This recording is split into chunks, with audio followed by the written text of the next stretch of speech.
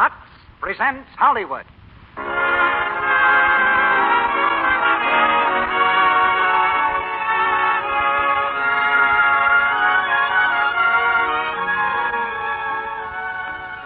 The Lux Radio Theater brings you Pat O'Brien, Ronald Reagan, Donald Crisp, and Fay Ray in Knute Rockne, All-American.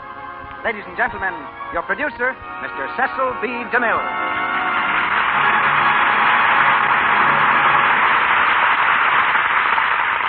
Greetings from Hollywood, ladies and gentlemen. The tang of coming winter is in the air. The smoke of burning leaves is the perfume of the season. And during the past few weeks, millions of Americans have made their traditional weekly pilgrimage to the football fields of the nation. Thankful this year, as never before, that such peaceful battles are still theirs for the asking. Every school and college in the land has its gridiron great, heroes of fact more thrilling than fiction. But the greatest of them all was Knute Rockne. His name is a symbol of the American will to win, but win or lose, to play the game the American way.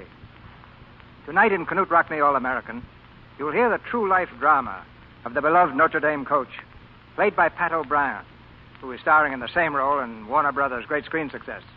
Pat's performance in the picture is earning the combined cheers of screen and football fans. And with him tonight, we have Ronald Reagan and Donald Crisp, also of the picture cast, and Fay Ray. Knute Rockne was a good deal more than just a coach to his players, so there's a good deal more to his story than just football.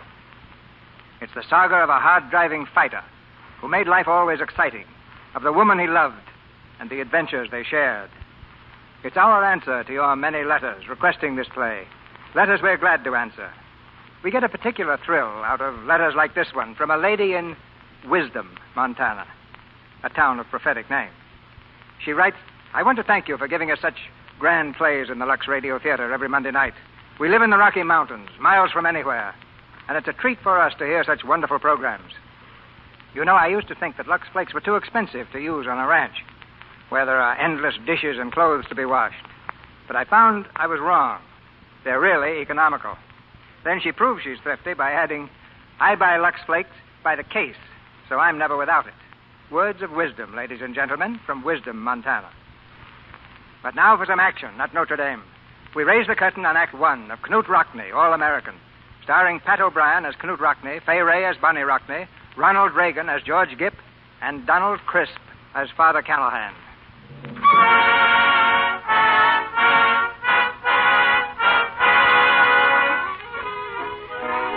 In 1892, Lars Rockne and his family left their home in Voss, Norway.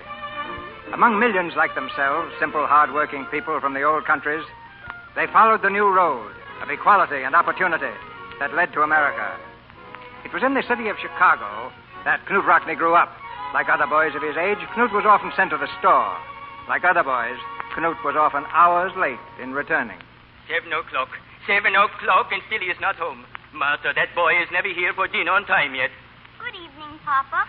Here he is now, Lars. Knute, where have you been and what have you been doing? Outside playing the most wonderful game in the world. It's called football. Knute, your nose is bleeding. Is it? Somebody stepped on it. I guess that's part of the game. Tell him, spiel it. Westlag, spiel it. Die Sonde talking on India. Oh, Papa, don't talk Norwegian. Talk American. We're all Americans now. In 1910, Knute Rockne entered Notre Dame. He was older than the other students of his class. He was 25, and his rugged frame showed evidence of the hard years of work he'd put in to earn the money for his education. Those years were not wasted. Knute was a junior in 1913 when Father Callahan, the president of Notre Dame, summoned him to his office. Come in, Rock. Morning, Father Callahan. Father Nolan. Hello, Knute. Here, have a seat. Thank you. Now, just relax, Knute. I've got nothing on you this time. Oh, Knute, you have only one more year to go for your degree. I hope so. You've made a fine record in the past 3 years. Honor man in your class, and next fall you'll be captain of football. That's a very rare combination. Thank you, Father. Dr. Newland here tells me you've got the best brain for chemistry of any man in his class. I guess it must be a pretty dumb class. No. You have a definite talent for science, Knute. There's going to be a great future for men like you in the next few years. That's a great compliment coming from you, Father Nolan. Wait until you hear the rest of it. Knute, I want you to help me this summer. Stay here as my assistant with pay. As you know, I'm trying to perfect a new formula for synthetic rubber, and I need a good man to check my experiments. Well, I don't know just what to say, Father. There must be 100 men who'd fight for the chance to work with you. Then you'll stay. Well, I'd like to, and I appreciate it. You understand? But, well, you see, Father, Gus DeRay and I have just signed up for the summer at Cedar Point to work as lifeguards. Lifeguards? That's no work for a man with your intelligence. You're passing up a great opportunity, Canute. Oh, I realize that, Father. Maybe next year... I'm not interested in next year. My word won't wait. I picked you out because I thought you had some brains. What'd you say? I promised Gus. He promised Gus. Canute, I could make a first-class scientist of you inside of 10 years. That's what you were born to be anyway. You big Swede. Who can say for certain what a man was really born to be, Father Newland? That's God's will, not ours. Someday Canute will find his right place in the world. And whether it be science or not, I have a feeling would be the one thing he was meant to do. Of course, Canute, I don't suppose you and Dore would be taking a football along to Cedar Point by any chance? Well, we kind of figured we'd kick it around the beach a little. You know. And I'm trying to make a chemist out of him.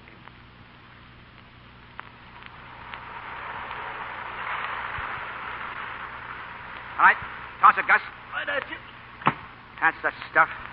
What do you say we rest a while, huh? It was nice passing, Gus. Say, Rock, did you see the Tribune this morning? Haven't seen a newspaper in 2 weeks. If you'd stop mooning around Bonnie Skiles like a lovesick calf, you might learn some news. Oh, stop, will you? What news? Notre Dame's playing Army this fall. The Army? When? Where? At West Point, November. The paper says they've got the greatest team in history with 3 All-Americans. We'll get a nice little trip back east, but they'll probably tear us apart. Who's that so? Oh, don't be a sap, Rock. The Army will outweigh us 20 pounds to the man. We couldn't lick him if we took a shotgun along. All right, we'll take a shotgun. Oh, you ought to wear a hat, Rock. This sun's beginning to get you. Listen, Gus, this game means a lot to Notre Dame. It's our first big chance, don't you see that? It's big, all right, but so's a freight train. Gus, we're going to beat them. Big as they are, we're going to beat them. No, don't laugh. I got an idea. Those eastern teams, like the Army, are all power. Knock you down and run over you like a steamroller. Well, if you can't go around a steamroller, maybe you can go over it. No team has ever used the forward pass as the major threat of its offense. Consequently, no team has had a good defense against it. We're going to pass the Army, Gus. We're going to pass them dizzy. Rock, if it works, it'll make history. All right, let's start making history. Come on, you're quarterback. I'm it in. Come on, let's get the hang of it. I'll cut in sharp. Now let me have it. Here she comes, Rock. That's it. That's it.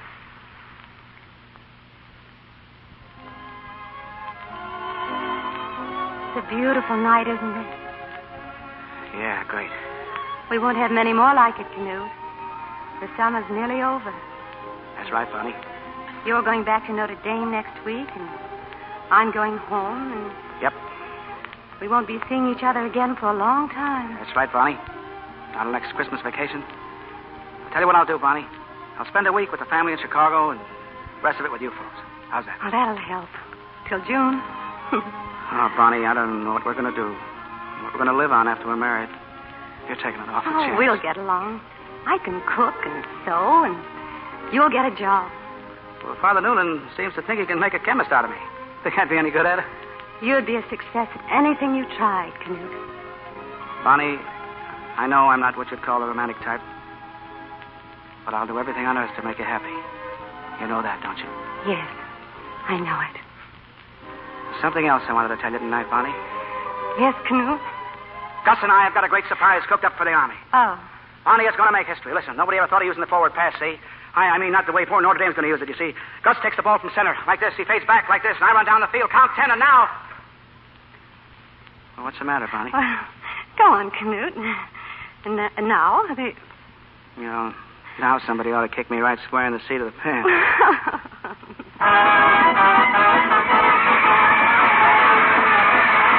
score, Army versus Notre Dame. Army 6, Notre Dame 7.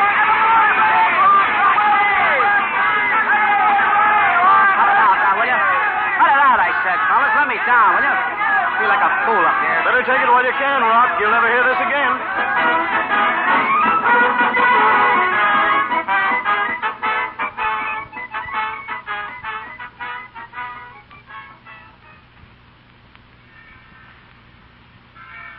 Well, Canute, now that you've graduated with a magna cum laude, what are your plans for the future? Well, I haven't decided yet, Father. I've had a couple of offers, but... What kind of offers? They're not very definite. To coach football. Is that it? Well, yes, in a sort of a way. I don't know why I'm dumb enough to offer you another job. or why I bothered to look for synthetic rubber when you've got a solid head of it. Did you say a job, Father Newland? Maybe I've changed my mind. Dr. Newland wants you to stay here at Notre Dame and help him teach chemistry. The job doesn't pay very much to start, but he has great hopes for you later on. I'll take the job and thank you, Father. Good, good. You'll start next term, Canute. There's just one more thing, Father.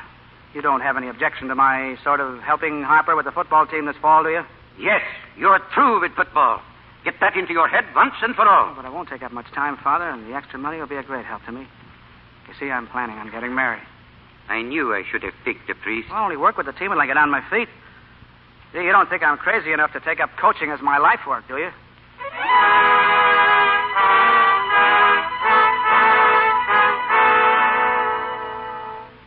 Will you hand me that burner, Canute? There you are, Father. We'll finish this last test, then perhaps we get some sleep. That's all right with me. By the way, the boys tell me you're a good teacher, Canute. They all want to be in your class. Yes, that's what worries me. I get no respect, none at all. You'll have respect someday, all you can ever use, if our work here is successful. If we can find the answer, if we can make good rubber cheaply without using gum, a great part of the credit will be yours, Canute. No, you're the quarterback on this team, Father. I'm just the water boy, always will be. You can be anything you want. I've watched you ever since you came to Notre Dame. Since the first day you asked a question in my class. I guess I was pretty much of a nuisance with my questions, wasn't I, Father? Yes. That's how I knew you might make a scientist. And you will, Canute. Believe me, I know. You have the brains and the strength. These first few years are the hardest. Just live simply and keep your chin up. We're going to do great things, you and I. Hello. Father Newland's lab, yes. Yes, this is Mr. Rockney speaking. What? When? Where is she? Yes. Sure, I'll be there right away. Canute, what is it? What's happened? It's Bonnie. The baby. It's here.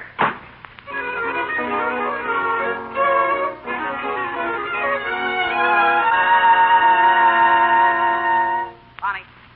Oh, Bonnie. Father, don't yell. I just got Billy to sleep. Oh.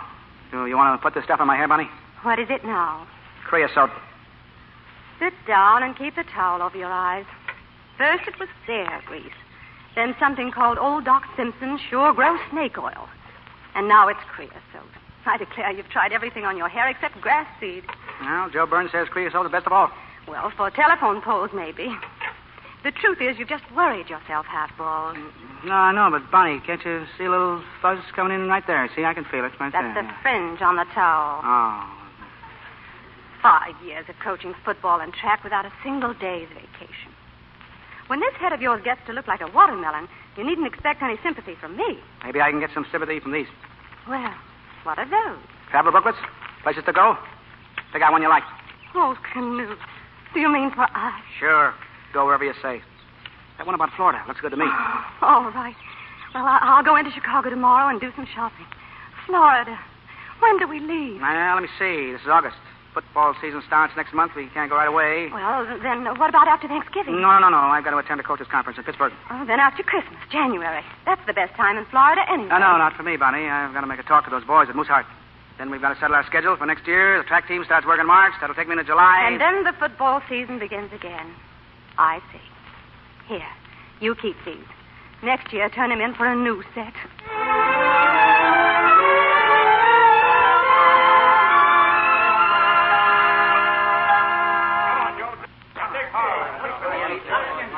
All right, come on, get going in there. What have you boys been doing all summer? Box trotting? Shift outside the tackle. That's better. Keep working in there. How's it look this year, Rock? We'll have a pretty fair ball club, I guess.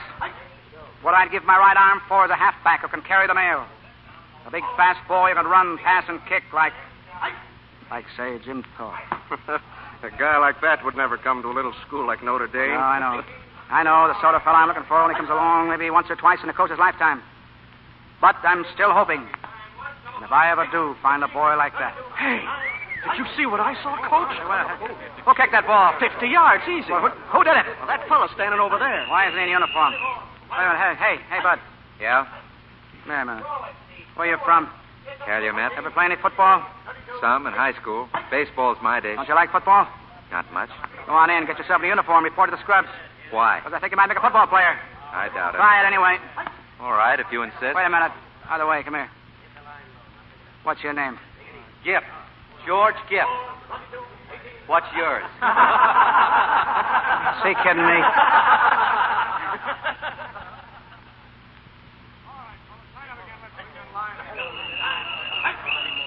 Wait a minute. Where's that fella I sent in for uniform? There he is, Coach. That's him laying down over there. Mm-hmm. What's he tired about? Beg your pardon, Gipp. I don't mean to disturb your rest. Do we bore you? No, I got nothing better to do. Maybe I can fix that for you. Would you like to play?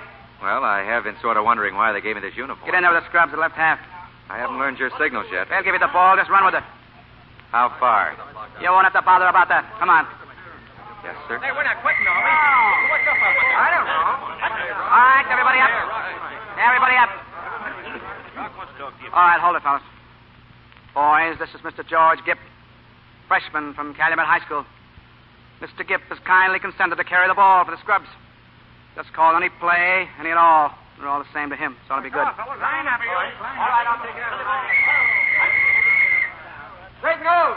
8, 16, 21, 23, 9. Fight! Hey, look at that guy. They can't touch him. Right, Gipp. Go ahead. Hey, Coach, that's the varsity he's walking through. Boy who can carry the mail. That's him. There he goes. He's in the clear, Rock. It's a touchdown. Here's the ball, Coach. I guess the boys are just tired.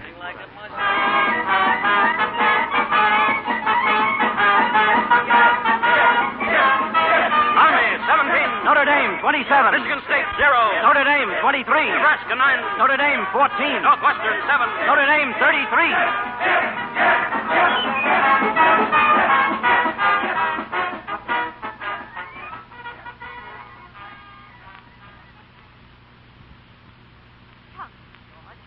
You played a great game today. Thanks. Rock get back yet? He's been phoning me every 5 minutes. His office is full of newspaper reporters waiting to see you. Oh, Rock can take care of him. You're a strange person, George. You've been playing football for 3 years. And now, when you're the biggest news of any boy in America, you deliberately walk away from all that fame. Why? Oh, I don't know, Bonnie. I guess I just don't like people to get too close to me. You know, Canute and I often talk about you, George. We'd like our 2 boys to grow up and be like you someday. You mean to play football? No, not just that. To have your poise and thoughtfulness and your intelligence. Did Rock say that? Yes, he did. He said those qualities are rare in a boy of your age. No. Rock's the rare one, Bonnie, not me. There'll be new fellas coming along year after year. A lot of them much better football players than I ever was. But there'll never be but one Rockney, here at Notre Dame or anywhere else. He's given us something they don't teach in school. Something clean and strong inside. Not just courage, but a right way of living that none of us will ever forget. Don't tell Rock I said that, Bonnie. He'd think I was an awful sap. That's funny, George. He said the same thing about you. There'll never be but one Gipper, here or anywhere else. I'm going to get you something for that cough. No, I'm all right. It's just a little sore throat, that's all. Don't you argue with me, George Gipp. I've taken care of babies and football players for years. Hello, Rock. Oh, so this is where you're hiding, huh? What's the matter? Too bashful to drop by and get your picture taken? Oh, I didn't want to horn in your party, Rock. To get one of your profile. Must be nice to read what a great fellow you are, on Saturdays anyway. I haven't gotten that far. This paper says you're a genius. So, let me see. There it is. Read it. Any coach can look like a genius when his team has a halfback like the Gipper. Oh, why, you... Well, they're right, George. They're right. As long as you're in there, I look pretty good. You've made a reputation for me. The team's going to miss you like a right arm next year. I'm going to miss you too, George. Won't quite be the same house without him hanging around, will it, Bonnie? No, it won't. Here, George, you take this. Lie down now. Thanks, Bonnie. Wait a minute, what is this? What's going on here? George is a sore throat and a very bad cough. So, let me see. Come over here to the light. Oh, it's nothing serious, Rock. Season's over anyway. Who said anything about the season? Open your mouth. Wide. You all right? Come on. Get your hat. Hey, anybody think you were still in the Army? I saw enough of the Army to know what's wrong with you. Bonnie, we're going to the hospital. This is a sick boy.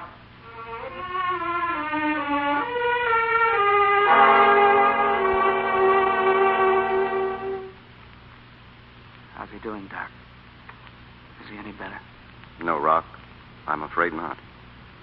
Oh, is there any chance at all? Rock, we've done everything we could. You know that. It's no use. How long has he got? I can't say. Perhaps the night, perhaps an hour. I think you'd better go in now.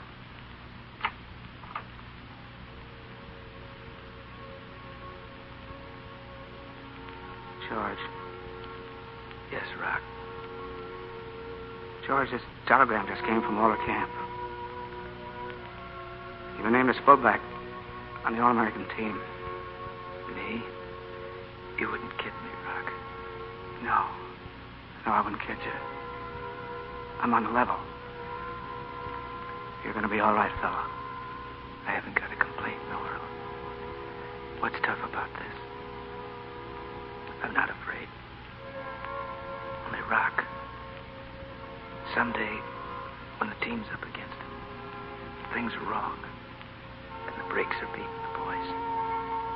Will you ask them to go in there with everything they got and win just one for the Kipper? I don't know where I'll be then, but I'll know it, and I'll be happy.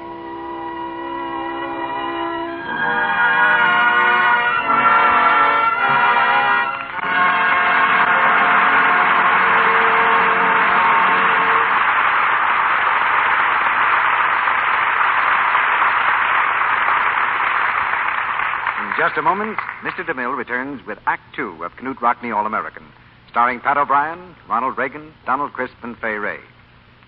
But before we go on with our play, we'd like you to hear what's going on all over the United States. If you could fly from coast to coast, from Boston to San Francisco, everywhere you went, every day of the week, this is what you'd be likely to hear. Send me a large box of new Quick Lux, please. Right away, Mrs. Brown. I need some Lux Flakes. Better make it 2 boxes. Yes, Mrs. Smith. A large size Lux, please. Yes, Mrs. Jones. New Quick Lux, please. Yes, Mrs. Blake. Lux, please. Lux, please. Lux, Lux, Lux, Lux. Well, that's the way it goes. In hundreds of stores all over the country, women keep asking for new Quick Lux. American women certainly know what they want. Yes, sir, Mr. Ruick. We want new Quick Lux. You certainly do. You've proved it. You've made new Quick Lux the most popular soap for nice things in the whole United States by a vote of 2 to 1. Well, what's so amazing about that? Doesn't surprise me one bit. Well, Sally, isn't it pretty wonderful that twice as many women use Lux for underthings, stockings, and other nice things as use any other flakes, chips, or beads? Yes, ma'am, it's new Quick Lux 2 to 1. But I'm not a bit surprised. You know, Mr. Ruick, sometimes I think you men don't give us women credit for having any brains. Of course we choose new Quick Lux. Well, think of what it does for us. How much it saves us. First of all, it saves our pretty things. Undies, sheer stockings, fluffy sweaters. Yes, with Lux, they stay lovely looking longer. It's so gentle, safe for anything safe in water alone. And it saves us time. Because it's faster. In water as cool as your hand, it suds 3 times as fast as any of 10 other leading soaps tested. And it's thrifty. It certainly is. New Quick Lux goes further, gives more suds, ounce for ounce, than any of the 10 other soaps tested. That's true even in hard water. Fast, safe, thrifty. No wonder New Quick Lux has become the favorite American way to care for nice things. The choice of women all over the United States. And now, our producer, Mr. DeMille. Act Two of Knute Rockne All-American, starring Pat O'Brien as Knute Rockne, Donald Crisp as Father Callahan, and Fay Ray as Bunny Rockne.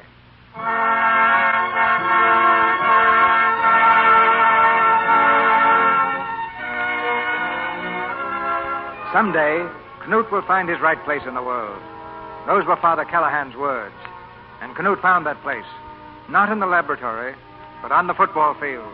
It was not an easy decision. It was made after long and careful thought, because he felt that his real job was coaching, turning out great teams for Notre Dame, turning out men.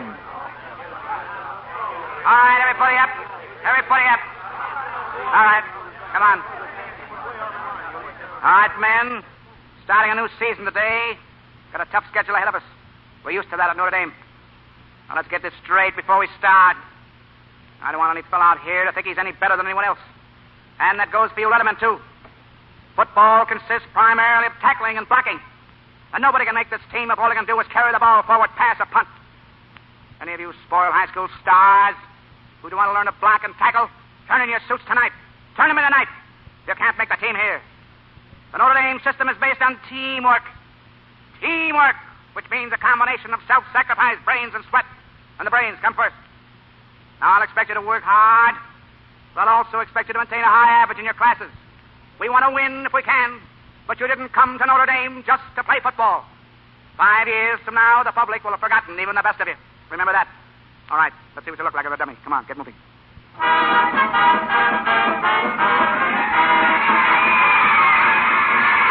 0. Notre Dame, 28. Rutgers, 0. Notre Dame, 48. Carnegie Tech, 0. Notre Dame, 19.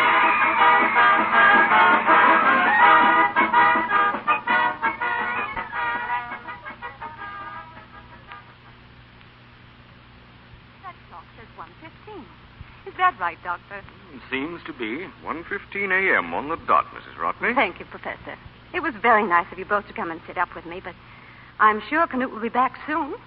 The last train from Chicago was due 10 minutes ago. Well, as members of the Notre Dame faculty, Mrs. Rockney, this is our humble way of helping to celebrate the team's illustrious victory. When I celebrate, I never go to bed before 1:30. Bonnie. There he is. Bonnie. Bonnie. I've just seen something. I've got the idea of a lifetime. Canute, what is it? Doc, Professor, I saw a show in Chicago tonight. The chorus girls, a whole row of them. Canute. Chorus girls? At your age, Rock? No, I don't mean that. It was the rhythm, like poetry to watch them move. Effortless, beautiful.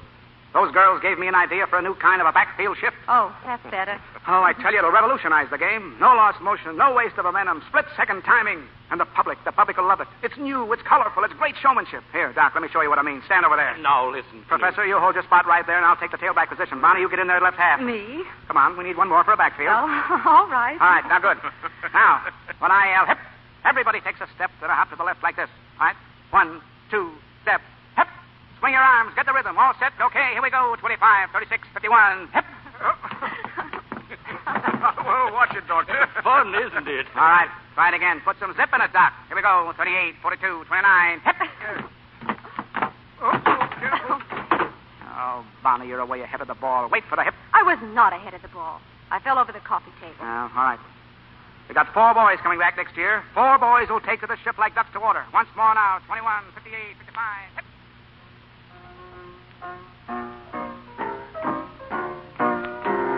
1, 2, step, hip.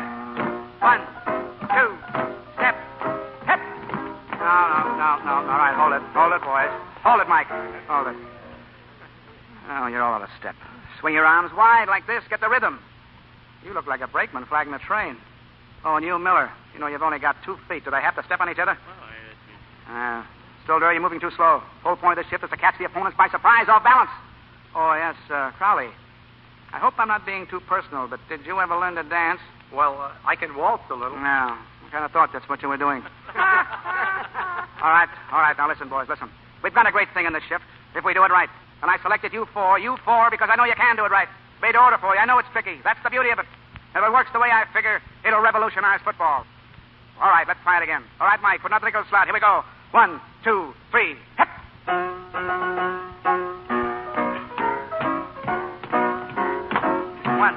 2, 3, hip. 1, 2, 3, hip. Come on. Faster.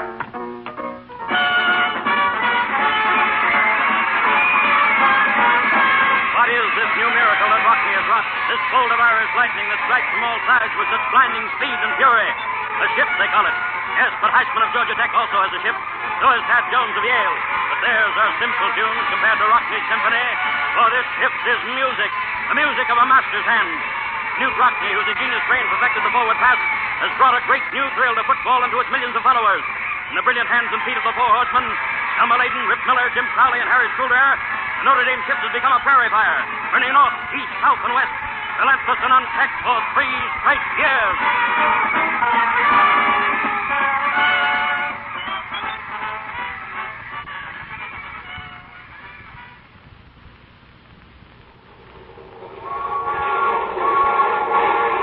All right. That's settled, Bonnie. After the game tomorrow, we leave for Florida on a nice long vacation. Yes, dear. Just sit on the sand of Miami Beach and do nothing all day long. Absolutely nothing. Yes, dear. All day. Oh, Bonnie, I hope you didn't forget to pack my flannels. I packed them every fall for 12 years. Even the moths are beginning to lose hope. Oh, now, Bonnie, that's not fair. Who is it? Hiya, Rock. Oh, yeah. What are you doing, Rock? Come on in, boys. Come on in. Well, what's on your mind? I'd like to get a statement, Rock. What's the dope on the Army game tomorrow? Notre Dame and 13 points. The cadets are plenty tough this year. They think they can break the 16-game winning streak of Notre Dame. That's what they say. That's right, boys. This is off the record. But nobody can stop our team. They said we'd miss the 4 horsemen. We'd fold up like a bridge table without them. If anything, we're even better. We've been undefeated for 3 straight years. And tomorrow we'll take the Army into camp just like we took the rest of them.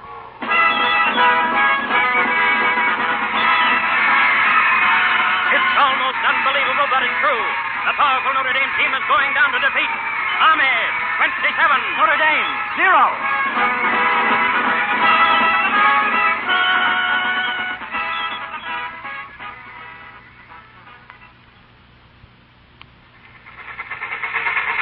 Oh, pity. Well, I still can't figure why we couldn't wait in New York for a later train. Well, I wanted to slip into town before daylight. The students usually like to come down to the station and welcome the team back, don't they, Canoe? Sure, when we win. For 3 years, they've met every train. We lost this game. I lost it. No, I was too cocky, had a swell head, thought I could outsmart everybody. I don't blame the folks in South Bend, whatever they think of me, because I let them down. Don't take it so to heart, Canoe. There's always next year. Bonnie, I don't even want to get off the train. We're facing tomorrow. Can't. No, we won't get off, Bonnie. Let's go straight on through to Chicago and then down to Florida the way we always planned. Maybe in 2 or 3 months they won't feel so badly about it, and then I can come home. That's what we'll do. South Bend. South Bend. This is it, Canoe. South Bend, Mr. Rockner. Rush off, sir? Well, Canoe, All right, Bonnie. Go and face it. I think that's best. Listen. What is it? Well, it sounds like... Come on.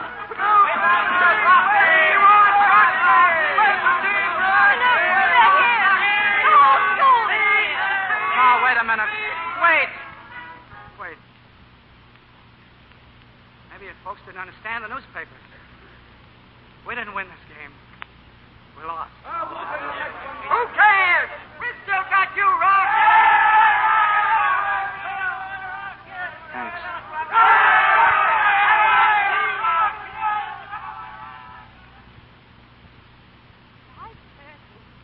Ma, you shouldn't have stayed up for us, Father. If the rest of Notre Dame can, I guess I can. Father, I never had anything like this happen to me before. All those boys down at the station. Didn't you hear what they said? Who cares if we did lose? We've still got you, Rock. And have we still got you, Canute? There's been a lot of talk these last few months about large offers to you from different colleges. None of us would blame you if you did leave. Any man must better himself if he can. We've just wondered what you'd do. That's all. How could any man better himself with friends like mine? No, I'll never leave Notre Dame, Father. I'll never leave Notre Dame. Thank you, Canute. Thank you.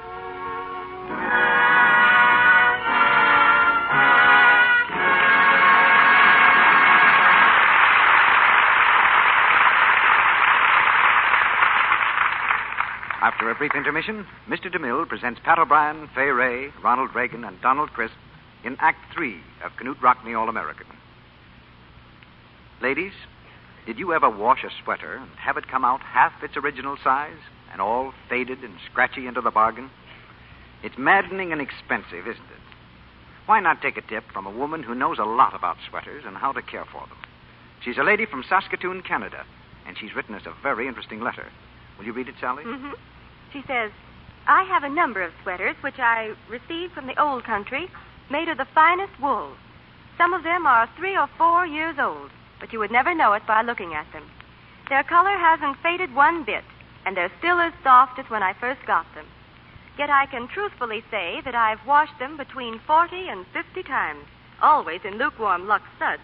Now, that's a fine letter. It's not surprising that New Quick Lux is by far the most popular way to care for sweaters.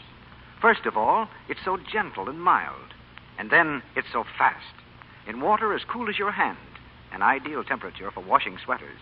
New Quick Lux dissolves 3 times as fast as any of 10 other leading soaps tested. Finally, it's thrifty. A little Lux goes a long way. You know, I think you ought to warn women about 2 things that are very hard on sweaters, Mr. Ruick. 2 things that may shrink them badly. Hot water is one, and the other is cake soap rubbing. You're right, Sally. With Lux, you don't need hot water, and there's no rubbing either. So you can see why woolens stay lovely looking longer with Lux Care. Well, now, Sally, how about giving the ladies of our audience the Lux method for washing a sweater? Well, first you draw the outline of your sweater on a piece of heavy paper for a pattern. Then whip up some nice, rich, cool Lux suds and just squeeze them through the sweater. Don't rub. Rinse in water as cool as the suds. Press out the moisture in a Turkish towel. Then lay the sweater flat on your paper pattern and ease it into its original shape. Pin with rust-proof pins and leave it to dry.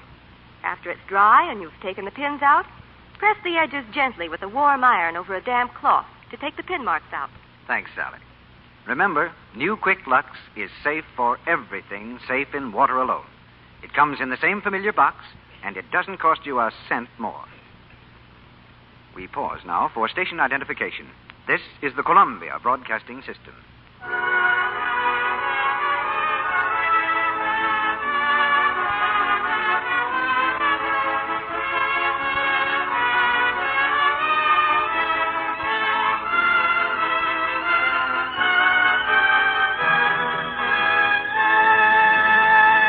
The curtain rises on the 3rd act of Knut Rockne, All-American.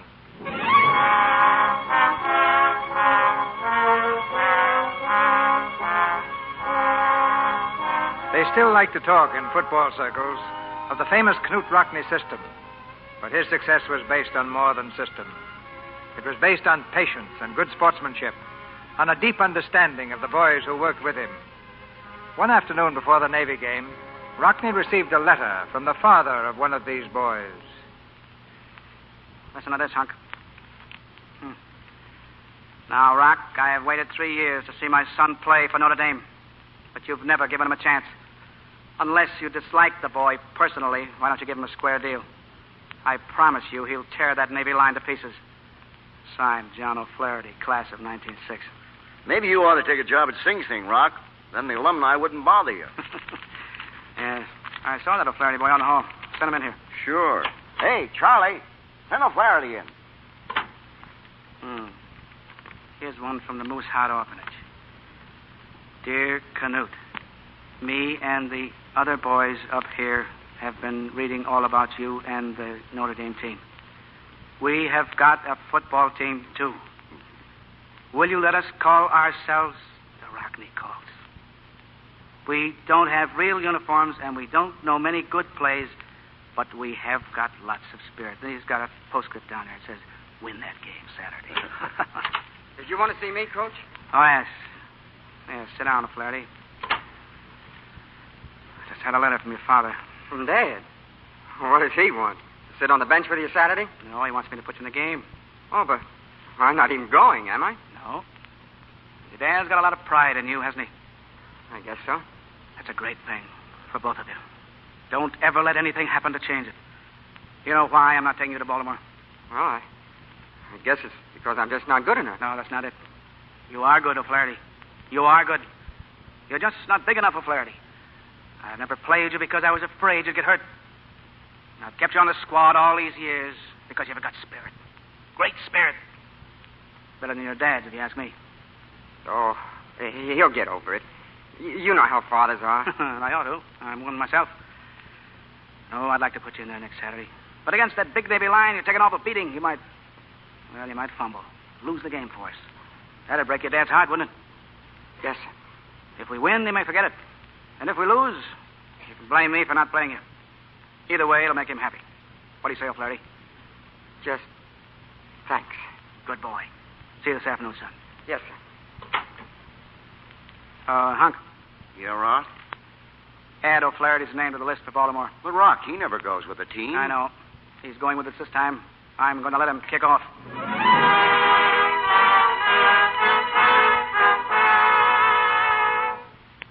Hello? Yes, this is Mrs. Rockney. Yes, it is serious. No, I'm sorry. Mr. Rockney can't see anyone. Doctor's orders. Yes, I'll let you know. Now you're crazy, Doc. My leg, isn't it? Yeah, sure, it's your leg. But you're my patient, you stubborn Norwegian. And you're a very sick man. The veins of your legs are swollen up like manila ropes.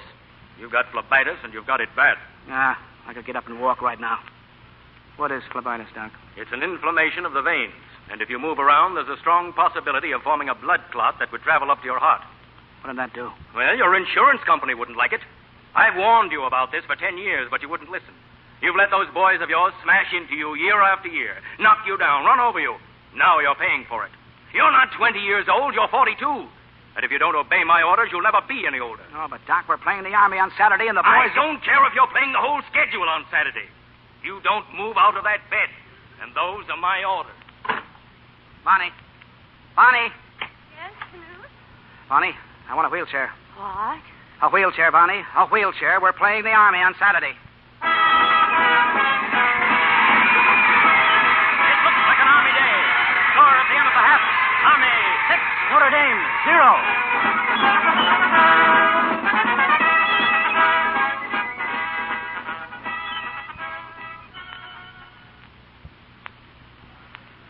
Here's Rock, fellas. Well, boys, I haven't a thing to say. You played a great game this first half. All of you. I guess we just can't win them all. Boys, I'm going to tell you something I've kept to myself for years. None of you here ever knew George Gipp. It was long before your time. But you all do know what his tradition stands for at Notre Dame. Well, the last thing he said to me was, Rock, sometime when the team is up against it, when things are wrong, and the brakes are beating the boys, tell them to go in there with all they've got and win just one for the Gipper. I don't know where I'll be then, Rock, he said. But I'll know about it, and I'll be happy. That's all, boys. Well, what are we waiting for? Come on!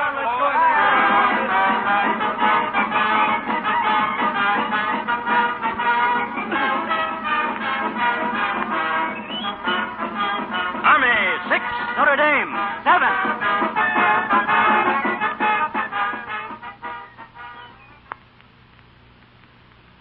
Football scandal attacked by noted educators. Cry of professionalism raised by college authorities. Football purge opens in New York. I suppose you've read all this, Rock? I've read every word of it. Noted educators, are they? They've got no argument. Public doesn't believe this stuff.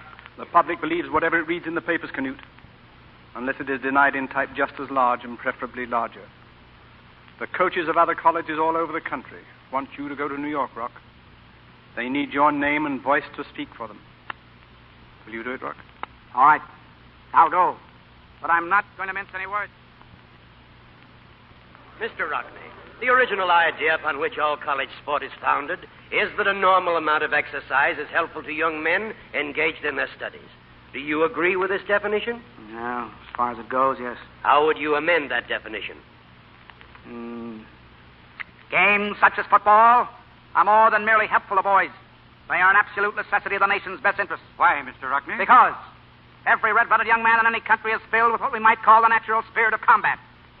In many parts of Europe and elsewhere in the world, this spirit has manifested itself in continuous wars and revolutions. But we have tried to make competitive sports act as a safer outlet for this spirit of combat. And I believe we've succeeded. Do you mean to imply, Mr. Rockney, that college football, as practiced at Notre Dame, is a form of pacifism? Well, I suppose you could get an argument on that from some of our opponents. But that is precisely what I mean. Mr. Rockney, have you ever interceded for a football player who fell behind in his classes and had to be suspended from your team? I have not. If any player flunks his class, he's no good to the coach or to the school he attends. And the coach who goes around trying to fix it for athletes to be scholastically eligible when mentally they're not, well, he's just a plain everyday fool. Mr. Rockney, couldn't football be replaced by some other game? Something less violent? What game would you suggest? Well, hockey, for instance. Well, no, just a minute. As a matter of fact, I once suggested that very idea to Father Callahan, our president. I explained the game to him in detail, and he seemed downright interested. Until we came to the use of the sticks. Then he held up his hands. No, he said. No, that game is never for this university. Notre Dame will never endorse any game that puts a club in the hands of an Irishman. In your opinion, Mr. Rockney, what is college for? Where do these elaborate spectacles of sport fit into the scheme of education? What is their contribution to the national intelligence? Gentlemen, we are living in the 20th century. To limit the college education to books, classrooms, and laboratories is to give to education too narrow a meaning for modern times. Now, if I have learned any one fact in my 20 years of work with boys, it's this. The most dangerous thing in American life today is we're getting soft. Soft, inside and out. And we're losing that forceful heritage of mind and body that was once our most precious possession. Now these coaches and I, have given our lives to working that placid philosophy out of our boys' minds and bodies. We believe the finest work of man is building the character of man. We've tried to build courage and initiative and tolerance and persistence, without which the most educated brain in the head of man is not worth very much. Now, our boys at Notre Dame have played all over the country. They've gotten to learn that Southerners aren't lazy. Northerners aren't cold. Middle Westerners aren't hicks. Californians aren't big and dumb.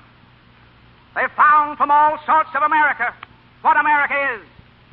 And in that process, they found themselves. Now, I don't know, Professor. I don't know how you would grade a boy for learning all these things. 50, 75, 90, perhaps. But wouldn't it be a good idea not to grade anyone's contribution to the national intelligence until all the results were in? Say 5 or 10 years after he's graduated, when his record and character aren't hung on the wall like a diploma, but are hung inside the man himself.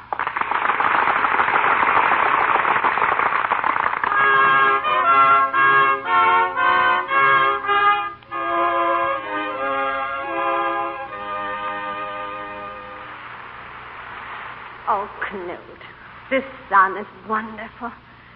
And so good for the children. Why, of course, Bonnie. Didn't I promise you we'd come to Florida? Yes, dear. 17 years ago. Oh, no, 70. It couldn't be that long. Oh, don't worry about it now. Just relax. Well, Bonnie, I promise you it won't be 17 years before we're here again.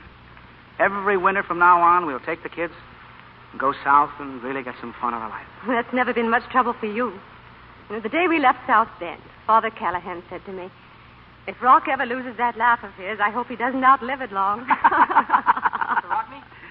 Yes, something for me, son? Yes, sir. Telegram, sir. Oh, thanks. Here. Thank you, sir.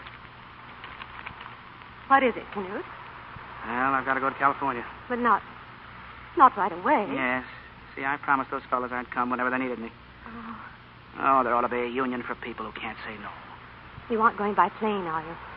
Well, Bonnie, if I take a train, it'll take me 3 days. This way, I'll get there in no time. I'll be back Monday. But you know how I feel about flying, Rock. Bonnie, I wish you wouldn't look at me like that. Come on now, honey. Help me pack. I'll wire from Kansas City tomorrow morning.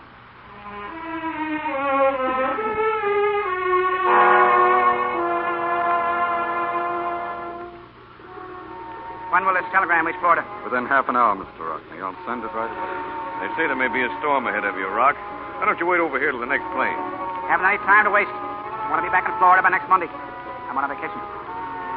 Passengers from Los Angeles plane, Los Angeles Plains. So long. Soft landing, Rock. Thanks, fella. You mean happy landing, don't you? A transcontinental plane flying from Kansas City to Los Angeles crashed this morning on a hilltop 3 miles from this town, carrying to instant death the 6 passengers and 2 pilots. Among the identified dead is Knut Rockne.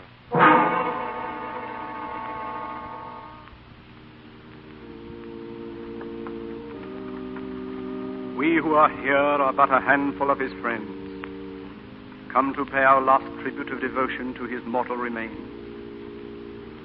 Of necessity, we are few in number in this hallowed place, though thousands are without the doors. But we represent millions like ourselves who are here in spirit, listening all over America. Knut Rockne might have gone to any university in the land and been gladly received and forever cherished there. But he chose Our Lady School. He honored her in the monogram which he earned and wore. He honored her in the principles and in the ideals he set up in the lives of young men under his care. He was indeed her true son. Yes, Knut Rockne has gone. And who was he? Ask the President of these United States, who dispatched a personal message of tribute to his memory. Ask the King of Norway, who sent a special delegation here to represent him.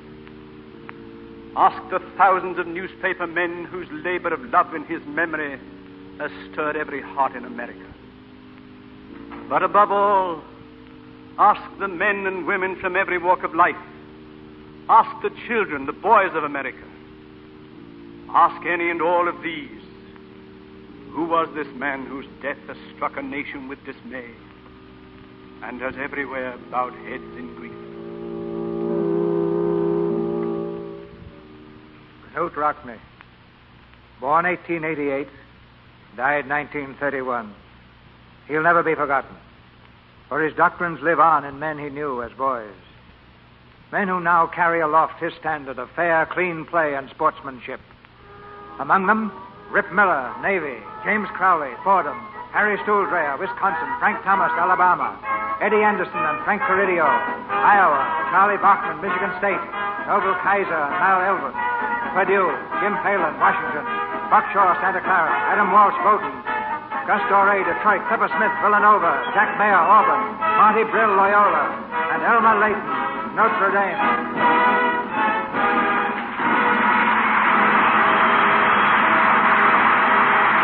So we bring to a close our play, tonight's performance of Knut Rockne, All-American. In just a moment, Mr. DeMille will bring our stars back to the microphone. But first, it looks to me as though Sally here had something to say, something rather complicated from the way she's figuring with that pencil and paper. Almost an hour a day, 7 days a week. What on earth are you doing, Sally? I'm figuring out how much time a housewife spends washing dishes every year. What's the answer? Oh, wait till I finish figuring. 300 divided by 8, 3, 7. Well, just imagine. Why, that'd be 8 hours a day for 5 weeks out of the year. That's a long time to have your hands in dishwater at the mercy of the soap you use. If that soap is harsh, it's bound to make them rough and red and unattractive. No woman wants hands like that. It's much better to use gentle, new Quick Lux Flakes. Much, much better. And this has been proved by hundreds of women in tests of 5 leading dishwashing soaps, including Lux. Tests made under conditions similar to home dishwashing. Lux left their hands ever so much softer, smoother than the other soaps did. You can prove this for yourself. Try new Quick Lux in your dishpan tomorrow. Ask for the generous big box, the same familiar Lux package. It's fast, it's thrifty, and it's so mild, it helps your hands stay soft and smooth and lovely. Now, here's Mr. DeMille with our stars. Back in the center of our stage now is Pat O'Brien, the man who made Knut Rockne live for us tonight. And with him are Fay Ray and Donald Crisp. Thank you, C.B. It was a great honor to be chosen to play the part of Knut Rockne on the screen, and then again here in the Lux Radio Theater. I've admired him ever since I was a kid.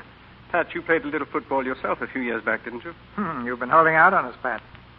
There wasn't much to hold out, C.B. Well, now, the way I heard it, you were a star quarterback in Marquette and ran 90 yards for a touchdown against one of Knut Rockne's best teams. That is more than a little exaggerated, Crazy. You mean it wasn't 90 yards, Pat? Can't run 90 yards sitting on the bench. I didn't get in until late in the game. Coach was, he was desperate. He'd used up the first, second, and third string backs. He was finally down to me. I played about 30 seconds, didn't even get my hands on the ball. Outside of that, the story's true, huh? Well, anyway, you can always tell your children that you played against a Canute Rockney team. That's what I said to myself when I tried to get up for the sixth time. That's a very comforting thought, Pat. By the way, Mr. DeMille, what's your next play? 14, 82, 91. Hey! No, not football. Oh. I mean next Monday night. Next Monday night. Well, we've got a play that's a sure winner, Donald. My Favorite Wife, adapted from Leo McCarey's RKO picture. Who are the stars going to be, Mr. DeMille? You like them all, Fay. Laurence Olivier, Rosalind Russell, and Gail Patrick. 3 of everybody's favorites. My Favorite Wife is a gay mix-up. It was one of the hits of the year on the screen, the story of a lady who returned from being shipwrecked on a lonely island to find her husband married again. It's a situation with great possibilities for Laurence Olivier, Rosalind Russell, and Gail Patrick next Monday night. And a swell time for the audience, CB. Good night. Good night. Good night. Good night. Good night. If acting were football, you 3 would be a cinch for the Rose Bowl.